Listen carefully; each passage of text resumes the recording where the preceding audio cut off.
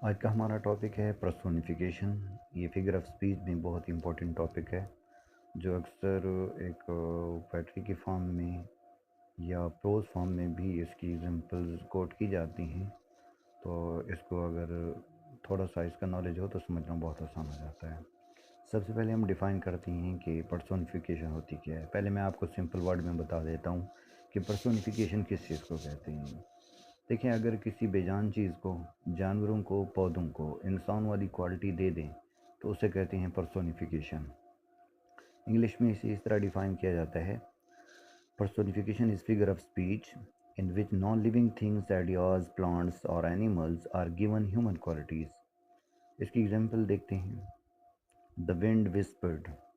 अब देखिए, विंड एक बेजान चीज़ है और क्या वो सरगोशी कर सकती है? विस्पर्ड का मतलब होता है सरगोशी करना।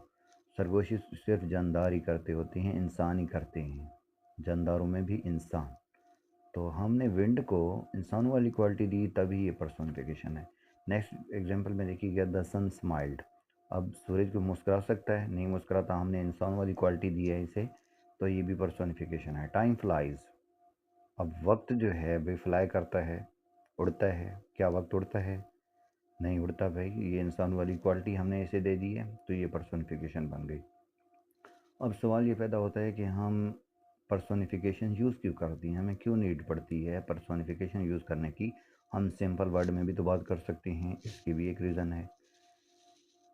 To make to make writing beautiful and lively. इससे क्या होता है कि आपकी राइटिंग में एक चार्म आ जाता है, ये खूबसूरत बन जाती है, इसमें एक जान आ जाती है। To create strong imagination. अपनी इमेजिनेशन को स्ट्रॉन्ग करने के लिए भी हम पर्सोनिफिकेशन करते हैं। To express emotions clearly. अपने इमोशंस को वाज़ेह तौर पर एक्सप्रेस करने के लिए, बयान करने के लिए भी पर्सोनिफिकेशन की जाती है। मज़ीद इसकी एग्जांपल देखती हैं, जैसे एक वर्ड हम स्माइल से बनाते हैं, ये वर्ड है स्माइल। स्माइल से हम पर्सोनिफिकेशन बनाती हैं। The flowers smiled. फूलों ने मुस्कराया। अब फूल तो नहीं मुस्कुराते, ये मुस्कुराना इंसानों की क्वालिटी है, ये पर्सोनिफिकेशन होगी। नेक्स्ट वर्ड है क्राई। क्राई से बनाती हैं द स्काई क्राइड। अब स्काई तो क्राई नहीं कर सकता, इंसान वाली क्वालिटी है, तो ये पर्सोनिफिकेशन है। वर्ड है डेंस, रक्स करना। The leaves densed. अब लीव जो होती हैं को रक्स करते हैं, रक्स करना इंसानों की क्वालिटी है, तो ये भी पर्सोनिफिकेशन बन गया। The city never स्लीप्स। अब शहर जो है वो कभी नहीं सोता, इसका मतलब ये है। तो ये देखें, सोना किसकी क्वालिटी होती है? इंसानों की होती है। और इंसानों की क्वालिटी अगर हम सिटी को दे रहे हैं तो ये क्या बन गया हमारे पास? ये भी पर्सोनिफिकेशन बन गया। नेक्स्ट कुछ एग्जांपल्स हम देखते हैं इसकी। The wind spoke softly. Wind spoke करती है, स्पोक करना किसकी क्वालिटी है? इंसानों की है, तो ये पर्सोनिफिकेशन बन गया।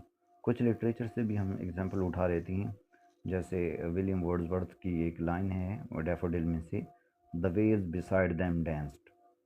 कि उनके इर्द गिर्द, उनके पहलू में जो पानी की लहरें थी वो भी रक्स करती हैं। तो ये भी देखें, लहरें रक्स तो नहीं करती, रक्स करना इंसानों की क्वालिटी है, तो ये भी पर्सोनिफिकेशन की एग्जांपल हो गई। इसी तरह और भी एग्जांपल्स हैं। The alarm clock shouted at me. अब शाउट करना होता है चिल्लाना, तो अलार्म क्लॉक क्या आप पे चिल्लाती है? चिल्लाना इंसानों की क्वालिटी है, ये भी पर्सोनिफिकेशन।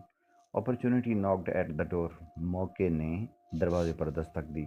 अब अपॉर्चुनिटी दस्तक तो नहीं देती, दस्तक देना इंसानों की क्वालिटी है, हमने अपॉर्चुनिटी को ये इंसानों वाली क्वालिटी दे दी, तो ये पर्सोनिफिकेशन बन गई।